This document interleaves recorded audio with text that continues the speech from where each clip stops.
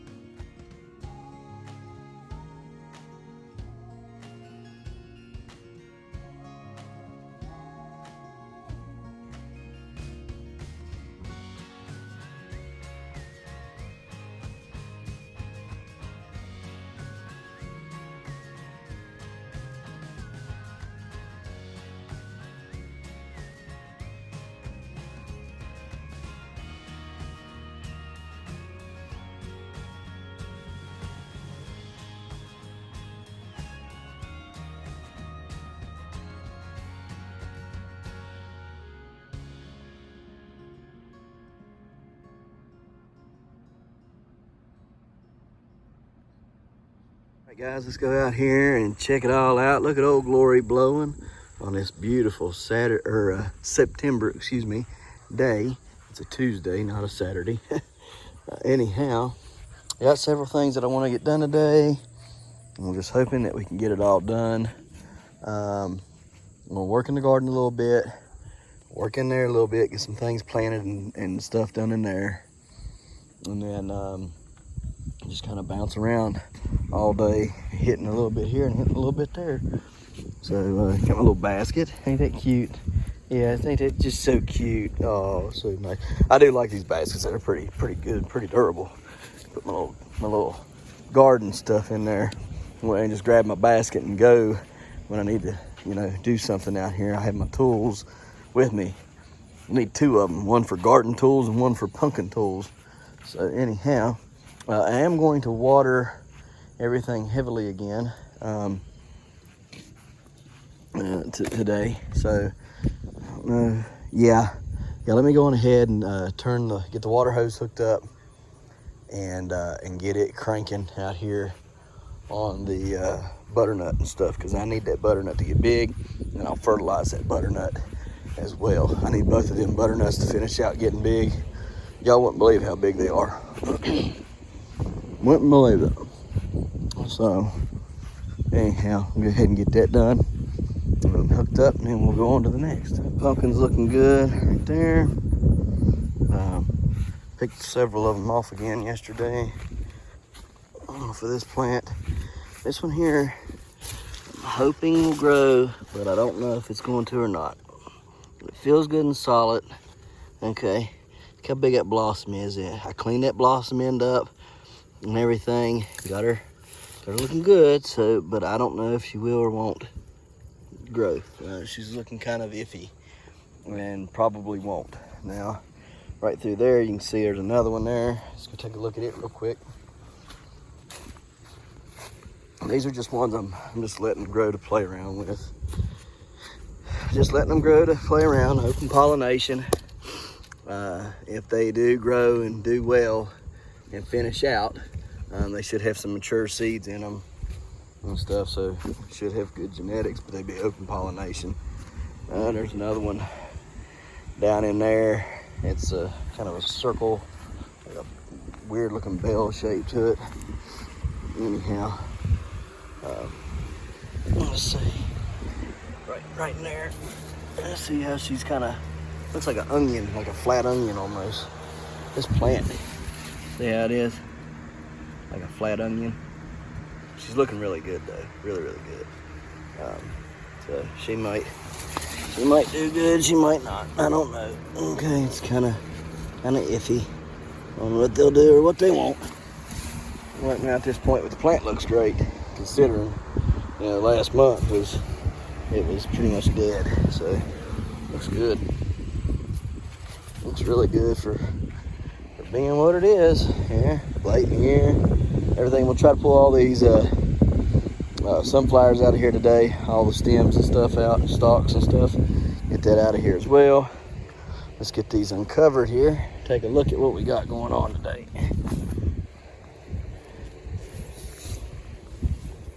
Make sure she's a-okay still. And she is looking still magnificent. Magnificent. Her ribs is finally starting to get relatively noticeable. Everything looks like it's healing up okay. Still pushing sand. Okay, so we're good there. Cracks seem to be healing up and healing over. That one there keeps getting bigger. So, but we're looking a-okay on her. I think. This side here just got really cracked for some reason. I don't know why it did so bad on that side. Got one starting right here. And it's just kind of the nature of it, isn't it? That one right there starting. So, but these beautiful lines in her. That beautiful white line running in there. That's just gorgeous.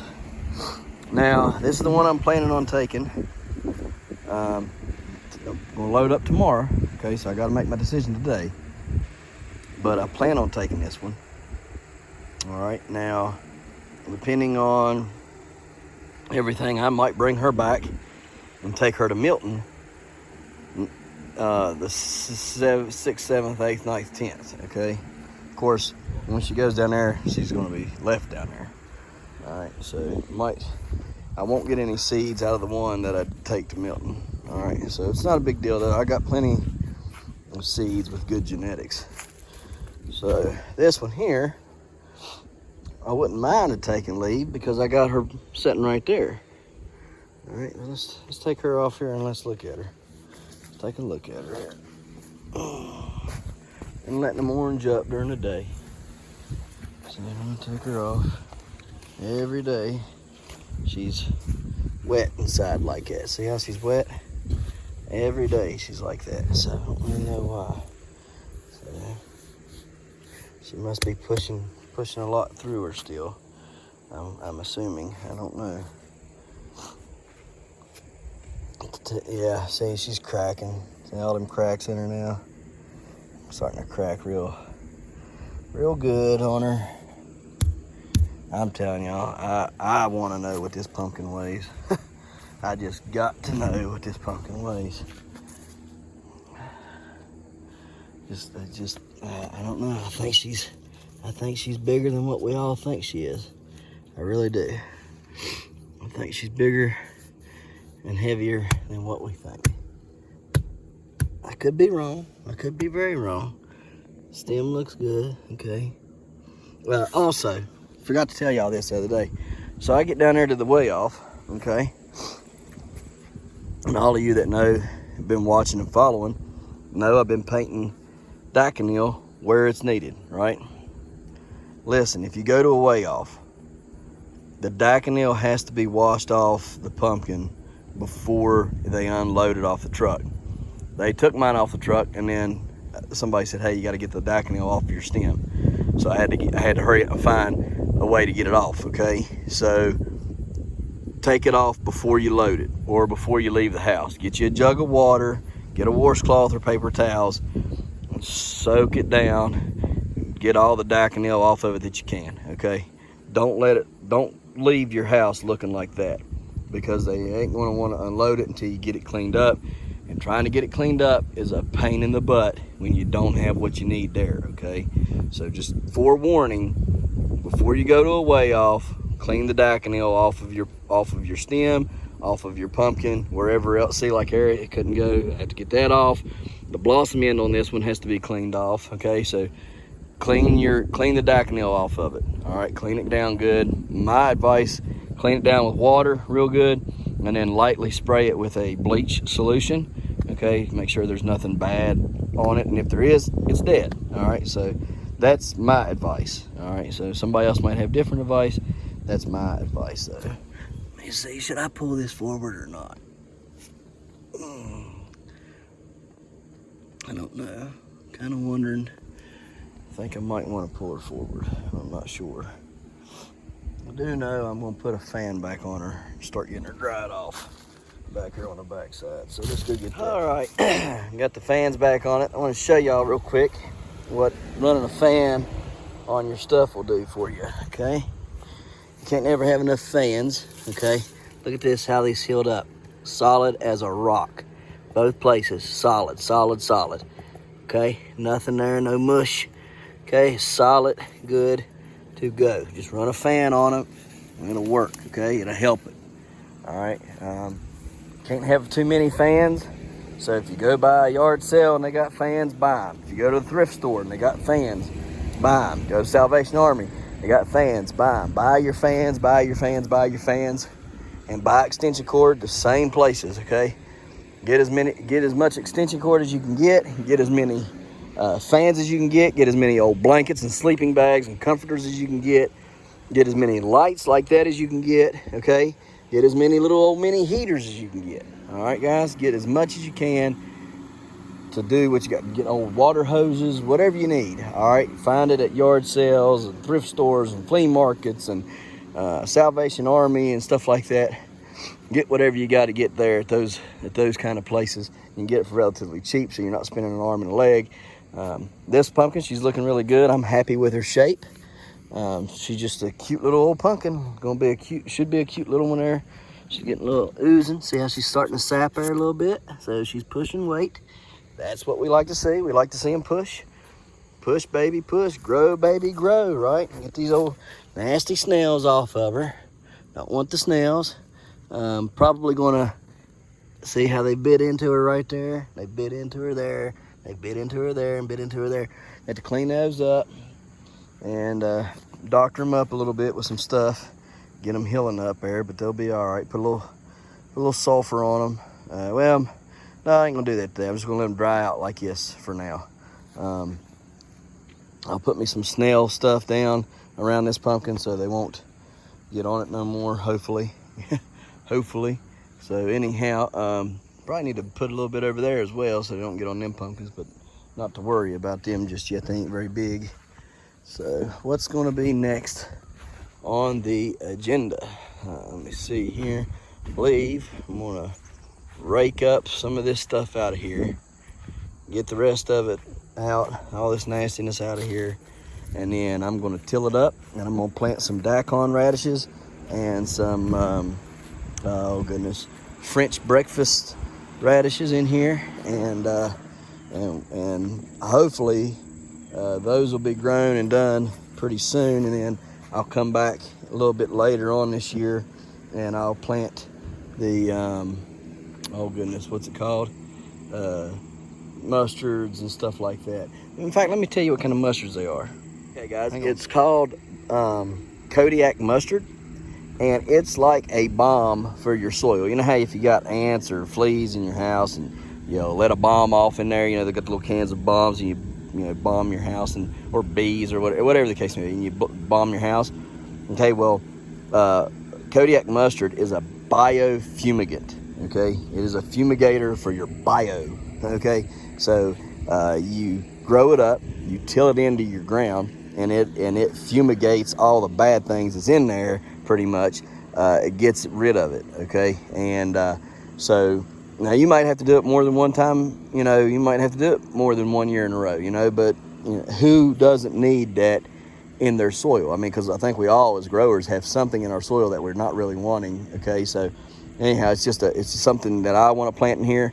It's called Kodiak mustard, and it's like I said, it's like a biofumigant, okay, for your soil. So I'm going to plant it, as well as some other good things that are good for your soil, good organic matter. You see, this soil really doesn't have a lot of organic matter in it, and it needs it. So I'm gonna give it what it needs. I'm also, after I grow that stuff this year, okay. Now I'm not gonna do not till in any of this, okay. Don't say, well, I'm gonna till in my. Don't do that. Don't. You see what you got here? You got bad stuff in here, okay? Do not till the pumpkin plant back into your soil. Bad idea, okay? Bad idea.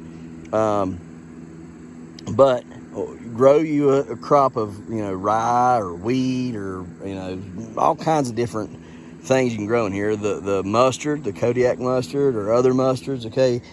Grow that in here. It'll give you, when you till it in, it'll give you some good, biomass in the ground that the worms and all that stuff down in there at a micro level the microbes and all that can eat and digest and work your soil, and it'll end up becoming really good. It'll be, one day you'll walk out here, it might not be next year, but one day we'll be able to come out here and it'll be like grabbing a handful of that. Okay, it'll be good stuff, right? So that's what we're looking for. I'm also going to put leaves in here. Okay, we're going to put leaves in here and till them in, and just give some organic matter to it, kind of almost make it like a big compost pile in here. And we'll put some compost in here, and then we'll end up putting some sand in here. We'll end up putting some gypsum in here. Very little. You don't want to go too heavy on either one of those, okay, guys? Too much sand is a bad thing. Too much gypsum is a bad thing. Don't go overboard. Steadily do it, okay? Clay is a wonderful thing if it's not so dense, right? I mean, this is not, it's not as dense as some other people's, but it is still dense, right? And y'all have seen how fluffy and light and airy it gets, okay? But after it's sat and stuff, it does pack and stuff. So even though it might be sort of fluffy, it's still kind of, it just needs a little bit more matter in there to get it just a little bit fluffier to where my roots can dig a little bit better and grow a little bit better, okay? And whenever I come out here to throw soil up over top of my nodes, my leaf nodes, I need it a little bit softer so I can do that. Right now, sometimes even after I till, I got to take a shovel and scoop it up over my leaf nodes. So I want a little bit softer. So we're going to put compost in here. We're going to put sand in here. We're going to put a little bit of gypsum in here, okay? And we're going to go by the I'm going to get my soil tested. Look, Western Labs, it's $50. Get your soil tested. Okay, guys, it's not that expensive. $50. I mean, you'll spend thousands of dollars on everything else, but you won't spend $50 on a good soil test. I mean, come on, guys. You want to grow big pumpkins, you want to grow good ones, you got to get the soil test, right? I didn't do it this year. I just didn't have the time to get it done, all right? But this is kind of the exception, right? This is not what tends to happen all the time. This is just kind of the exception to what can happen, all right? But I want to grow bigger, okay? If you're happy growing these size pumpkins, by all means, stick to what you're doing, okay? I'm not. I'm thrilled with what I've done this year, but I want more, okay? Not to be greedy. I just want to see how big of a pumpkin I can grow, okay? Because it's, for me, that's what I like. I like to see how big of something I can get, okay? To me, in my mind, it's not a competition until I get to the competition. Then it's a competition. But this is pure enjoyment for me right now, in the here and the now. And from next March, April, when I start it again, it's pure enjoyment until I leave and get down there to the weigh off. And then when my pumpkin gets on the scale, then that has become the competition. Beforehand, it's really not. It's kind of a chess match, but it's not really much of a competition to me. All right, so with that being said, I challenge myself to grow a bigger and better, pumpkin or whatever it is I'm growing. I challenge myself to do that, okay? And I don't worry about all the noise from everybody else, because then you'll get caught up in that. And if you get caught up in that, you'll never grow bigger and better yourself. So just have the competition with yourself, strive to hit a bigger and better one yourself. Don't worry about everybody else and what they're doing, okay? But again, if you want to grow a bigger pumpkin, if you want to break 1,000 pounds, you need to get your soil tested, and you need to do what the soil sample says to do, okay? When you receive it back and it says do this, this, this, and this, you need to do it. And then you can make adjustments however you see fit during the season. Well, I think my plant needs more nitrogen. Dump more nitrogen on it. Well, I think that pumpkin could probably take a little bit more calcium, and probably could take a whole lot more potassium. Dump it to it, okay? But do it in increments that's smart. Don't go out there one day and just go, well, I think it does, bloop, and just, that might spell catastrophe and you blow your pumpkin up. But I was telling another guy, and I'm getting a little long-winded, but I was telling one guy, I said, he asked me how to do it, and I said, well, I just did it in small increments, like one day I'd come out here and I'd say, and I would dump, say I would take 2 tablespoons per gallon of calcium nitrate, right? And the plant would take it. So, a few days later, I'd say, well, the plant took it well, and it didn't seem to have any effect on it. It didn't do anything for the pumpkin, didn't do anything for the plant. So I would double it to 4. And if 4 didn't do it, I'd double it to 6. 6 didn't do it, I'd double it to, or excuse me, not double it, but I'd go up to 8. And if 8 didn't do it, I'd go up to 10 and 12 and so on and so forth, tablespoons, until I finally reached a point where I seen, okay, I see that the pumpkin's doing better, and I see that my plant's doing better. So I know I'm good on the calcium nitrate now, okay? That's how much I need to give that plant. And then, it might work for a week or 2 like that, okay? And then the plants start looking shady again. And I say, well, I'm gonna have to step that back up again, and so I work from 14. Say it was, and I'm not, these are not numbers. Don't take these numbers and do that. These are not real numbers, okay? But anyhow, I would say, okay, well, 14, that's not doing it so anymore. So I'd go 16, 18, 20, whatever it was, until I found what the plant needed again. Because the plant's going to grow. And as the plant grows and the pumpkin grows, they're going to need different requirements, okay? They're going to need different things, all right? And some people say back off the nitrogen. I say do not back off the nitrogen. If there's one thing I've learned, you see how these plants look? I mean, they look, you can see ratty stuff in them, no doubt. But look how green these plants are. This is September, almost October, okay? And my plants have still got blooms coming on like crazy. I'm still got baby pumpkins growing on them. I have to pinch them, just like this was back in June or July. Okay, guys? I'm still pinching blooms. I'm still pinching blossoms. All right, guys? Don't back off the nitrogen. Okay? Keep giving that plant nitrogen. It needs nitrogen throughout the full season. You might be able to back off a touch on the nitrogen through your bloom and your fruit phase, okay? But don't quit on the nitrogen, okay? Back off of your nitrogen, all right? And then once you get past your fruiting phase, start giving that plant the nitrogen again. I grew out, y'all seen it, I had powdery mildew. Nothing was killing the powdery mildew, nothing. The plants looked dead completely, okay? Y'all remember? It ain't, I started hammering nitrogen to them, and they went nuts again. The disease went away. The new growth hasn't been getting the disease, okay? So I'm a firm believer, just hammer that nitrogen, in the beginning, give them good nitrogen. You get past, you can still give them nitrogen through your bloom and your fruit phase. Give them a little bit, not as much, just a little bit. And then once you get past that bloom and fruit phase and you get them fruits on, start hammering it again. Okay, when I started hammering nitrogen again, these jokers, they started sapping hard. I mean, very, very hard, okay? And then it's just a very little bit of phosphorus they need to continue to grow, but they need a lot of potassium, they need a lot of calcium, all right, guys? And that's for y'all to play with and work on.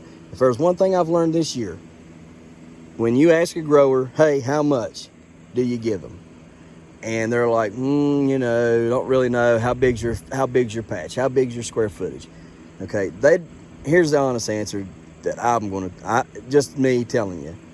I could tell you, you say, oh, I got a 500 square foot patch. And I say, okay, good. Give it X amount, okay? And I could blow your pumpkin up by telling you that. Well, now I've told you something that hurts your pumpkin or hurts your plant, and that you're gonna be mad at me, right? Whereas if I was to say, well, if you give it this much now, watch your plant, and then just continue to up it. It literally is a game all of its own on you, because we don't know what's in each other's soils. We don't know each other's climates. We don't know each other's altitudes. We don't know each other's bug and pest problems or disease pressures and problems. We don't know any of the things that we each deal with. I mean, I could go 30 minutes away from here and somebody have completely different growing. I could go up there on top of that mountain over there and they be completely different growing conditions than what I have right here. Okay. So it's not, if there's anything I've learned this year, it's not that the growers want to try to keep it a secret as to what to do. They'll tell you, well, put this or add this or do this or do that.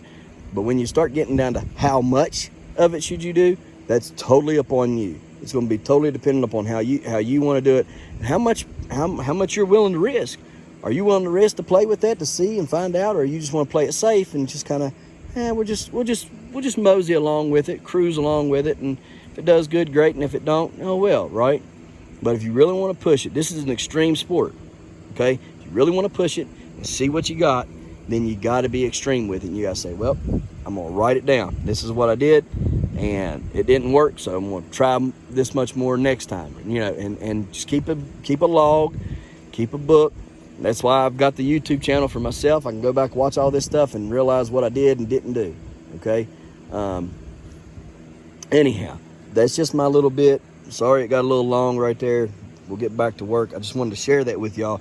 What I've personally learned this year, what I personally think about growing and how to grow and stuff. So, you know, you guys can see it for yourselves. All right, I'm not telling you anything that you can't see. All right, and y'all been on the journey with me. So, anyhow, we're gonna get in here. I'm gonna clean up some of this stuff, get these sunflowers cleaned up, get this stuff in here tilled in, plant my daikon, or what is it called? Daikon radishes, I think is what they're called. I'm gonna go look at the pack now.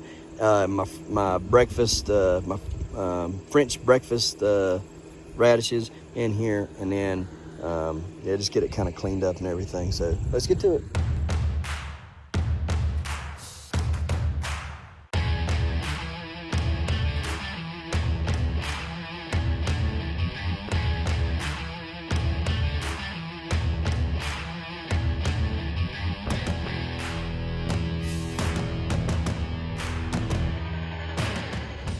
Okay guys, so we got a turn of events here.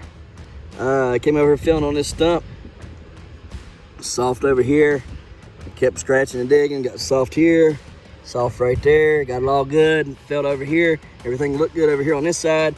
Inside, this one was over here bad. Had to put a drain hole in down here. There's one drain hole, there's two drain holes. That'll just allow air to flow and stuff to come out the bottom here. We'll just keep scraping and scraping and scraping, hoping we can get it cleaned up.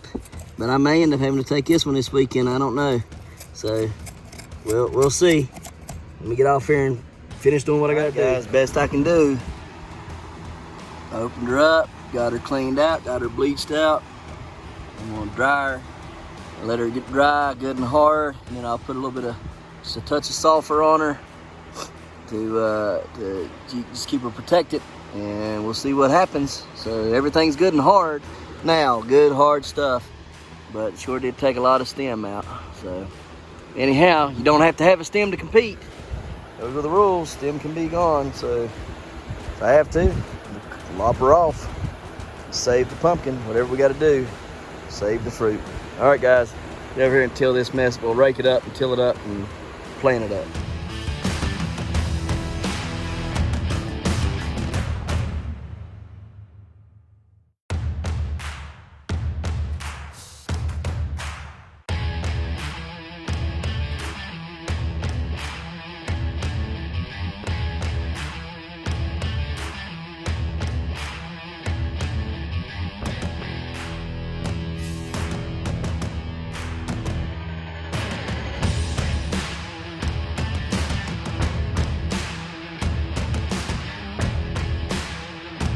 Before I start tilling, I wanted to show y'all something. Let me find them here. Well, where is my little... There they are. You see these wet spots like this? You know what that is? Huh? Look at all that moisture. That is where it was trying to... The bushel gourd had sent a root down, and the root is trying to send water up to the main vine, and look how wet it is. Y'all see it? It's wet. It's wet all the way around her. It's trying to send water up. Look at this. Look at all them vines, or all them roots down in there. See that? And see, that should pull up a lot easier because it's not packed. I hadn't walked in here, so it wasn't packed. So it should have been a lot easier to pull out, but it's not because it's so dense. The clay content's too much. And see, that'll also hurt the plant as well, especially when it's trying to do I think it's called ion conversion or something or another, where it's converting all the nutrients and stuff into all of the vitamins, like not vitamins, what are they called? Your NPKs and all that stuff. Okay, your nitrogen, your potassium, your phosphorus and calcium and all that stuff. It's trying to take all those nutrients and turn it into food for the plant. There we go. Anyhow, you see, though it's all wet, where it's just collecting up all the water right there, and it was sending it up, but it wasn't nowhere for it to send to. So it's just wet right here. And I'll show you another example of that right over here. Let me wipe my hand off real quick because it's pretty filthy now. And then I'll show you another little spot there that's got the same stuff going on with it. And the reason, put that in my pocket. I got my battery charger. I didn't want to get it filthy. I should have had it in my pocket to begin with. But anyways, right here. See how it's wet right there? Everywhere else is dry, right? But right here it's wet. Why is it wet right there? Well, right there's another bushel gourd root and trying to send up water to the plant that there is no more plant to send water to. Because I kept seeing these things coming out of the ground and they kept looking wet and nasty looking. Like right here, here's another one.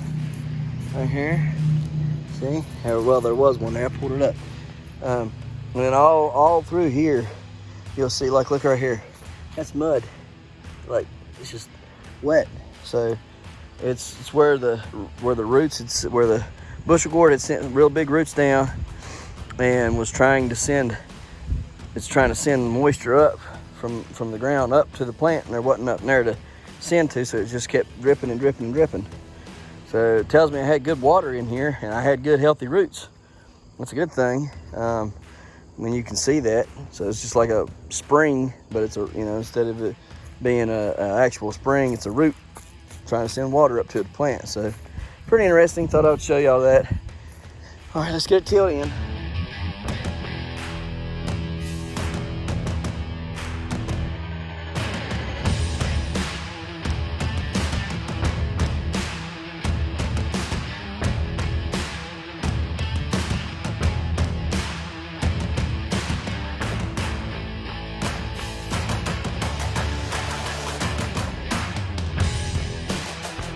Hey guys, well, I ain't gonna be tilling no more today. Could go get the front tine, but I don't feel like fooling with it. Broke my belt. Kind of unusual that it would have broke, but it just snapped it right there, and that it looks good everywhere else. Just that one spot right there must have been weak, I guess.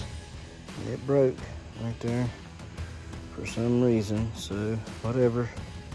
I'll go get me a new belt maybe tomorrow or something. Finish tilling the patch in and planting the radishes and stuff. All right, guys, we're gonna fertilize the lawn, as Lupe says on Ferdinand. We're gonna fertilize the lawn. We're gonna fertilize the bush or the butternuts and the Atlantic giant that I've been hiding down here doing experiments with all summer long, which are the 1673.5 Bartimus, which was a ribbon vine. Let's get to it.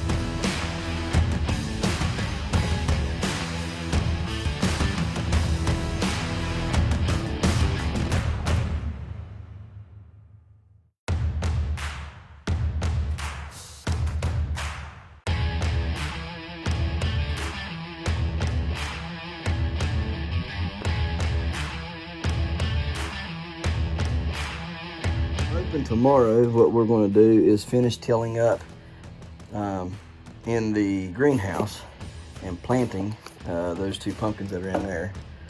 Show you what we got here first. Got some soil cables, soil heating cables, okay.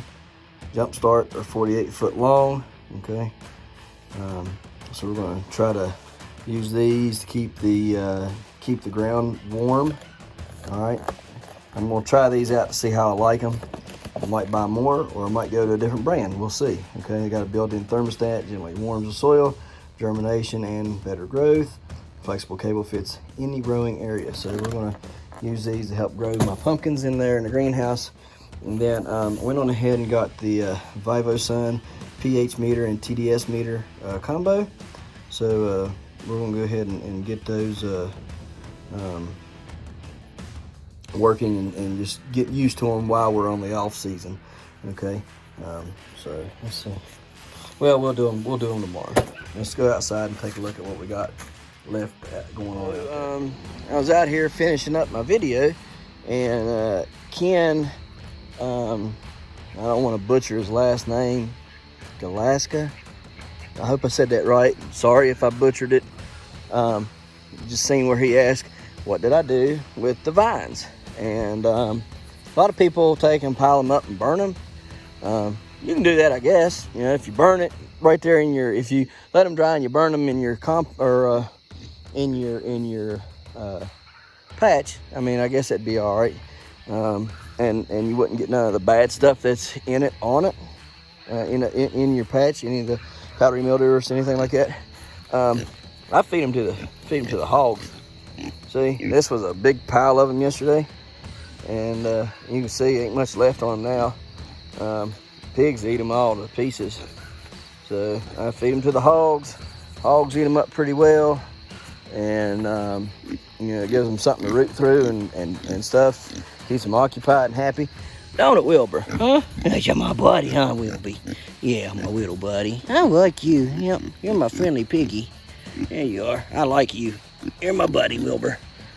Yeah, old Chili Mac, Chili Mac, it's almost getting cool enough to where we can put you on the table. Oh boy, what are you doing, Chili? I don't know. I'm gonna feel bad when I do it to you, but we're gonna have to do it to you.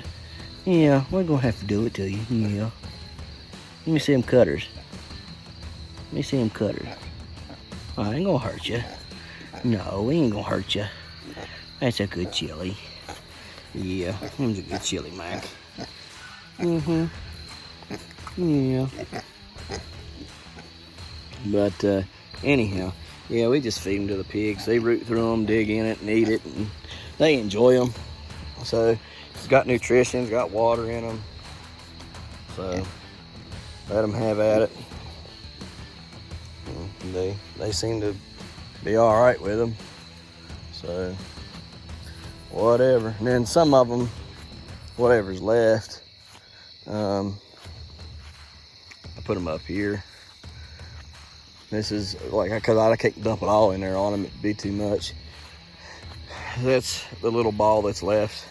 The rest of all this is just sunflower, so this is just a little, like, I don't know, not even half of what I took out yesterday. It's probably about a quarter of what I took out yesterday there, and 3/4 split between them. And then all of the 1209 Hodge plant, it all went to the ducks and the chickens. And you can see that they're still, see the ducks in there on it. They're still in there digging around on it and stuff, eating leaves and flowers and baby pumpkins and all that stuff. And they just dig in it, they scratch. It gives them something to do. They get a little bit off of it. They get to eat a little bit of it, you know. But it gives them something to do. They all want something to do. They get bored.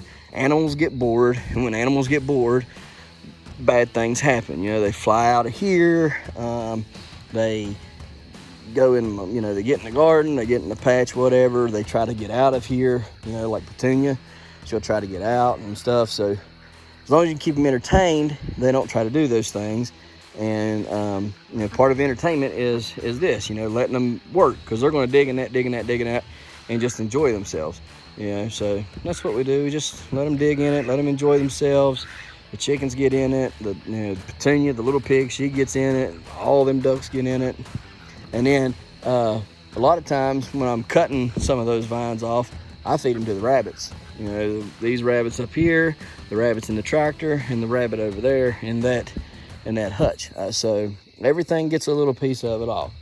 So yeah, that's what I do with my vines and stuff. I don't know that I'd mulch any of it. I'm kind of afraid to mulch it because of disease that's in it. But if I'm using it like this, then they're eating it. And then if I wanted to come in here and scoop off this top layer, you know, I could get the manure and put it in my compost pile, then it would be, taken care of. Same thing with the rabbits or the pigs, come in there, scoop the top layer off, put it in my compost pile, or take it over and dump it on the patch. Then you ain't got to worry about the disease that was on the leaves being in the soil, you see, because if you put these leaves directly on there and then let them compost, or you mulch it up, from my understanding, any like powdery mildew or any of that stuff that's diseased on the leaves, if you composted it or mulched it, well, it would go right into that compost or mulch, and then you'd put it in your patch, and then, or wherever you put it, and then it would be powdery mildew all over again, and maybe even worse. Whereas if you let the chickens and the ducks and the hogs have it, and the rabbits have it, they eat it. Okay, it gives them enjoyment and pleasure. It gives them food. Okay, and then you can reap the manure off of it, and it's been processed, and it will not have the powdery mildew in it, and then you can put it back on your patch. So, or just let it fertilize the yard. So you can do that too. So anyhow, that's what I do with my vines and stuff. So and you can burn it. You can burn it, but make sure if you leave it in your patch, or you plan to put it back on your patch, that you burn it, because if you don't, you're taking a chance on getting whatever disease you had right back in your patch again. So just be aware of that. Be very, very, very aware of that. Watch what you put back in your patch, because you could be putting something in there potentially will give you something bad. All right. So anyhow, that's that. So let's go check out these pumpkins. That's what we got going on. Tomorrow is load day, and we're gonna Chris Rodabaugh will be up here tomorrow. We're gonna load up big old gal over there, Piper. And tomorrow, what I'm going to do is I'm going to take Piper and I'm going to move her from there to here, okay, so that we can load her up properly. So I'll move her that little 4-foot distance, hopefully with no problems. We'll see. I'm hoping it's not going to be problematic, but you never know. And that way I can just back the truck straight in. Don't have to worry about messing with that plant over there. Let that plant finish doing its thing with the other pumpkins on it, just so they'll grow and play around with them. Anyhow, yeah, so we'll get that one taken care of tomorrow and out of the way up on the truck, and load up a few more on maybe a trailer. I don't know. I got to try to figure out how to get them down to North Carolina, because really all of them are sold. So I really need to try to get them down there. It's just going to be a little bit of a hassle. So I'm still trying to figure that out. I was going to rent the trailer from Tractor Supply. It's $25 a day. Tractor Supply's trailer is down, so can't rent it. And U-Haul is kind of ridiculous on what they want. So just trying to make some sense of what makes sense to buy one. Look at them bats flying around. Y'all see them bats? Let me zoom in here. See if y'all can see them. They're buzzing everywhere. Of course, I zoom in and they all go away. It's just like it. Anyhow,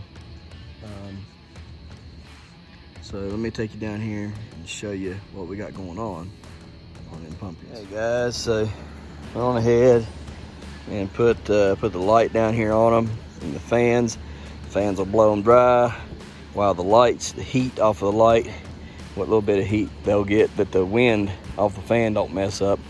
They give that extra little heat there, help dry them up. Same way over here. Just put the light on it, directly on there on that stem, trying to help dry it out. Get the fan blowing. The fan will keep it from burning the pumpkin or the stem, and also keep helping drying it out. And then just got the light on it. Didn't really have nothing to hook up the inline fans, so try to get something tomorrow, hook the inline fans up. Got that pumpkin covered up. So yeah, looking pretty good there, I guess. Fertilized the butternuts and stuff, so we're good to go. Anyhow, guys, we appreciate you watching. We'll see you tomorrow right here in the Hollers and Hills of West Virginia. Don't forget to smash that like button. Hit that notification bell. Don't forget to share. Thank you, good sir. You're welcome. And subscribe.